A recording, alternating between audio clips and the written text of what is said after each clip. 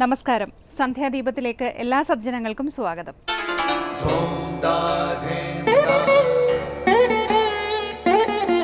ശുഭം ഭവതു കല്യാണമായുസാരോഗ്യവർദ്ധനം സർവദുഃഖവിനാശായ സന്ധ്യാദീപം നമോസ്തുതേ. നാമം ജപായനം പുണ്യം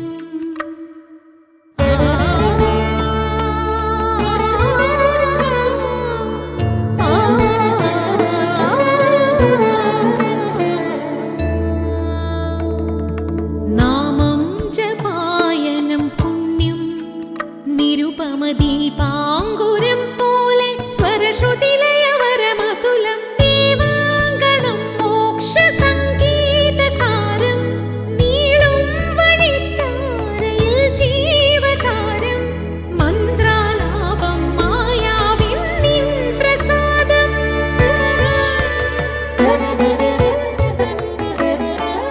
ഇരുൾ നീങ്ങിയുണരുന്ന തെളിനാളദീപം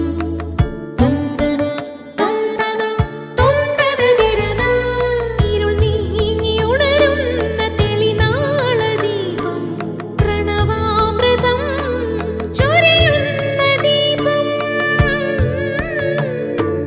ദീപം ദീപം ദീപം ദീപം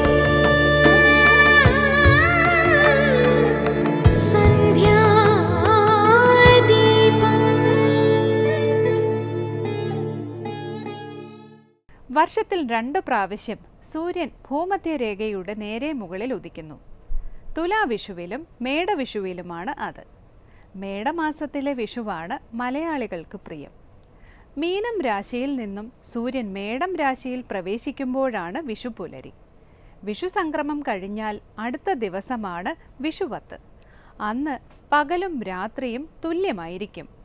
ഭൂമിയെ സൂര്യൻ നേരെ നിന്ന് അനുഗ്രഹിക്കുന്ന ഈ സമയത്താണ് മലയാള മണ്ണ് മേടവിഷുവിനെ ഐശ്വര്യത്തിൻ്റെ പൊൻപുലരിയായി ആദരവോടെ സ്വീകരിക്കുന്നത്. വിഷുവിന് സ്വർണ്ണ നിറമാണ്. വിഷുകന്യകയെ മേടസൂര്യൻ താലി കെട്ടുന്ന നേരമാണ് മലയാളത്തിൻ്റെ ഈ ആണ്ടുത്സവം എന്ന കാവ്യസങ്കല്പവുമുണ്ട്.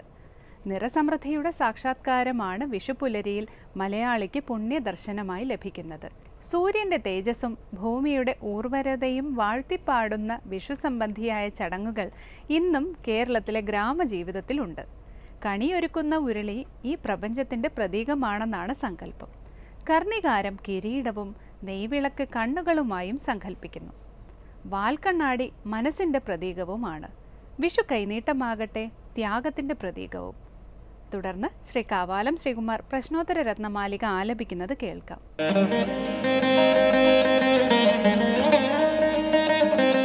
ഗൃഹമേധിനശ്ച മിത്രം കിം ഭാര്യാ കോ ഗൃഹീ ച യോ യജത്തെ കോ യജ്ഞോയ ശ്രുത്യാ വിഹിത ശ്രേയസ്കരോ നൃണാം.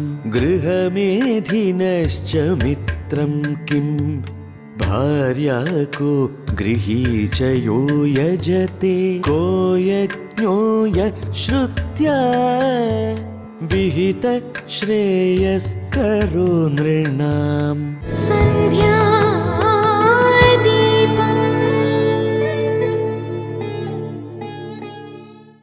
അടുത്തതായി ശങ്കര സ്തോത്രാമൃതം. ശ്രീ ശങ്കരാചാര്യരുടെ പ്രശ്നോത്തര രത്നമാലികയിൽ സാധകൻ ആചാര്യനോട് ചോദിക്കുന്നു, ആരാണ് ഗൃഹസ്ഥാശ്രമി എന്ന്. യജ്ഞം ചെയ്യുന്നവനാണ് ഗൃഹസ്ഥാശ്രമി എന്നാണ് ആചാര്യൻ്റെ മറുപടി. ഈ ചോദ്യോത്തരത്തിലൂടെ ഗൃഹസ്ഥാശ്രമ പ്രവേശ കർമ്മത്തെക്കുറിച്ച് വിശദമായി വിവരിക്കുകയാണ് സ്വാമി ചിദാനന്ദപുരി ഇന്ന് ശങ്കര സ്തോത്രാമൃതത്തിൽ.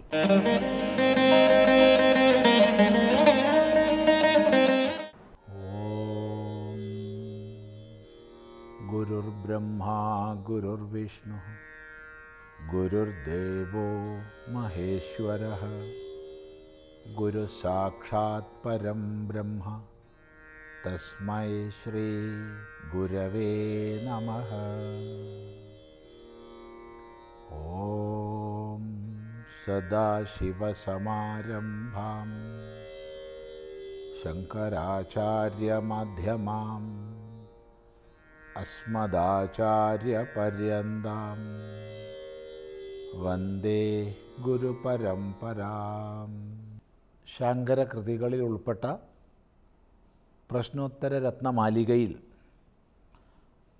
49ാമത്തെ ശ്ലോകമാണ് നമ്മൾ ശ്രദ്ധിക്കുന്നത്. അവിടെ ചോദ്യം, ഗൃഹമേധിനഃ മിത്രം കിം? ഗൃഹമേധിയുടെ മിത്രം എന്താണ്, ആരാണ്? മറുപടി പറഞ്ഞു, ഭാര്യ. അപ്പോഴാണ് ചോദ്യം വരുന്നത്, കോ ഗൃഹി? ആരാണ് ഗൃഹി? ഗൃഹി എന്ന് പറഞ്ഞാൽ ഗൃഹം ആർക്കുണ്ടോ അയാൾ ഗൃഹി. ഗൃഹം അസ്യ അസ്തി ഇതി ഗൃഹി. താത്പര്യം ഗൃഹസ്ഥാശ്രമി എന്നാണ്. ഇപ്പം ഗൃഹസ്ഥാശ്രമി ആരാണ്? ആരാണ് ഗൃഹസ്ഥാശ്രമി? മറുപടി, യോ യജതേ. ആര് യജ്ഞം ചെയ്യുന്നുണ്ടോ അവനാണ് ഗൃഹസ്ഥാശ്രമി. ഈ വാക്യം ശ്രദ്ധിച്ചു മനസ്സിലാക്കേണ്ടതാണ്. വൈദികമായ ധർമ്മം 2 കൈവഴികളിലാണ് പിരിഞ്ഞിരിക്കുന്നത്. ഒന്ന് പ്രവൃത്തിധർമ്മം, 2 നിവൃത്തിധർമ്മം. അവനവൻ്റെ അവസ്ഥയ്ക്കനുസരിച്ച് കർമ്മങ്ങളെ ചെയ്ത്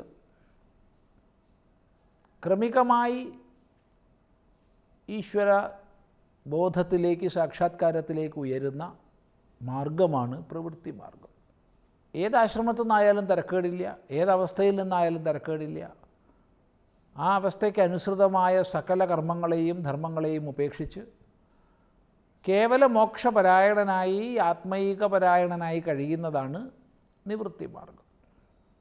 ഇവയെ തന്നെയാണ് യഥാക്രമം യോഗം, സന്യാസം ഇങ്ങനെയൊക്കെ പറയുന്നത്. അപ്പോൾ അവിടെ പ്രവൃത്തി മാർഗത്തിൽ ഏറ്റവും പ്രധാനമായിട്ടുള്ള ആശ്രമമാണ് ഗൃഹസ്ഥാശ്രമം. എന്തിനാണ് ഗൃഹസ്ഥാശ്രമത്തിലേക്ക് പ്രവേശിക്കുന്നത്? സ്വധർമ്മം അനുഷ്ഠിക്കാനാണ്. വിവാഹം കഴിച്ച് ഗൃഹസ്ഥാശ്രമത്തിലേക്ക് പ്രവേശിക്കുന്നത് യജ്ഞനിർവഹണം ചെയ്യാനാണ്. അതുകൊണ്ടാണ് പതിയെയും പത്നിയെയും നമ്മൾ ഒന്നിച്ച് ധർമ്മമാചരിക്കുന്നവരെന്ന് പറയുന്നത്.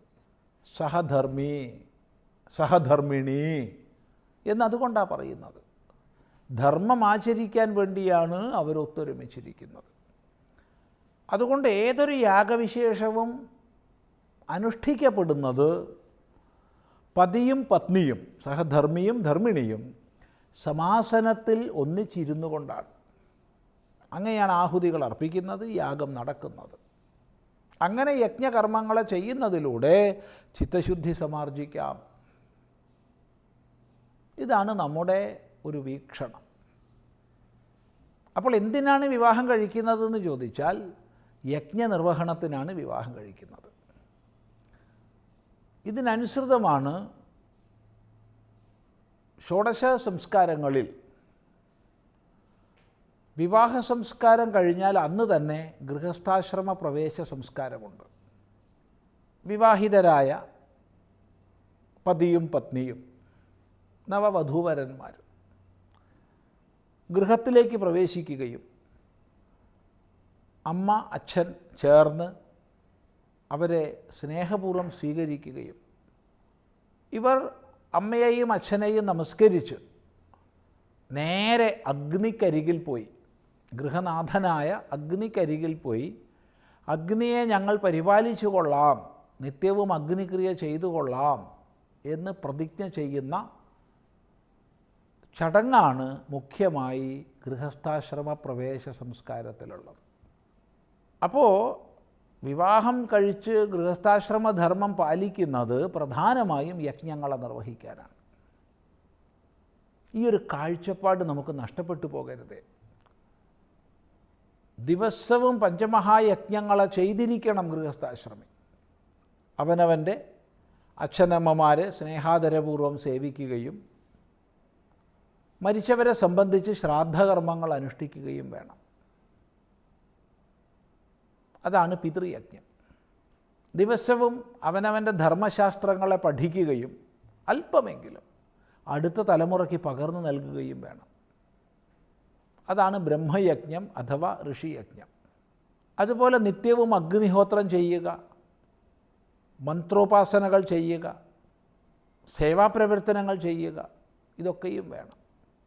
അതൊക്കെ ദൈവയജ്ഞം എന്ന് പറയപ്പെടാം.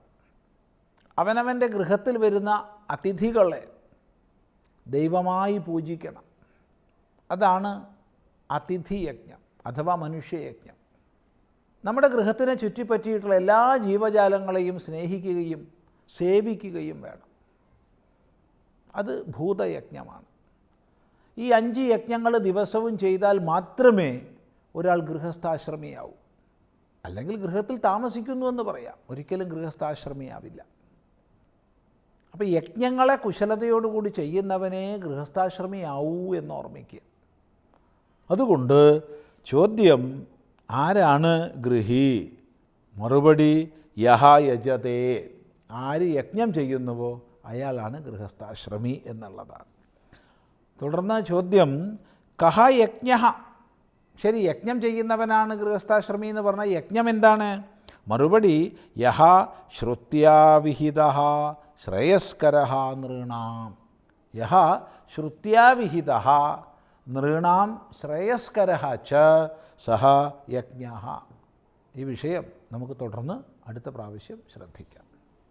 അടുത്തതായി ദീപാരാധനയാണ്. ക്ഷേത്ര സന്നിധിയിലെത്തി മംഗളാരതി തൊഴുത് ഇന്നത്തേക്ക് മടങ്ങാം. എല്ലാവർക്കും നമസ്കാരം.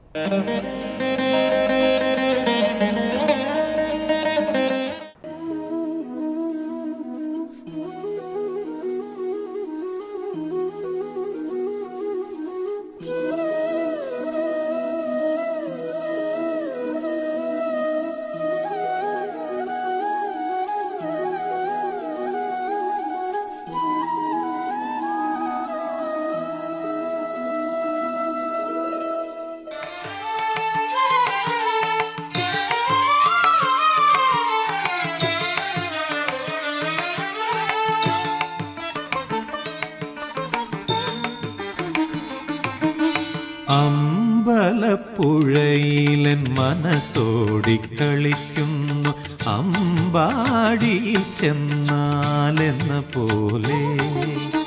അമ്പലപ്പുഴയിലൻ മനസ്സോടിക്കളിക്കുന്നു അമ്പാടിയിൽ ചെന്നാലെന്ന പോലെ. ഓംകാരമുയിരേകും വേണുഗാനം കാതിൽ തേൻ തുള്ളിയായി പെയ്താലെന്ന പോലെ. ഓംകാരമുയിരേകും വേണുഗാനം കാതിൽ തേൻ തുള്ളിയായി പെയ്താലെന്ന പോലെ. അമ്പലപ്പുഴയിലൻ മനസ്സോടിക്കളിക്കുന്നു അമ്പാടിയിൽ ചെന്നാലെന്ന പോലെ.